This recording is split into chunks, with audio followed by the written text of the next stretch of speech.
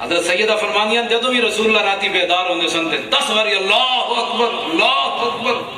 چلیا، پھر 10 باری حضور الحمدللہ تے 10 باری سبحان اللہ، تے جس کمرے چ این جناب اللہ اکبر دیاں صداواں نوں تے چرپائی چکی جانی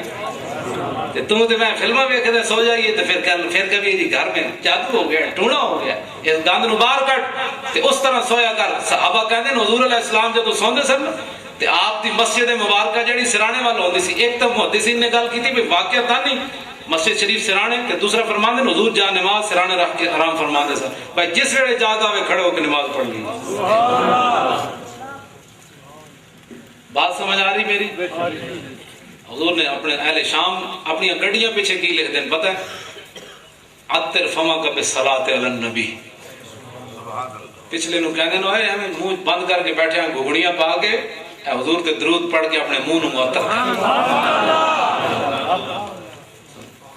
کئی گڈیاں پیچھے لکھیا کرمال النبی صلی علی النبی،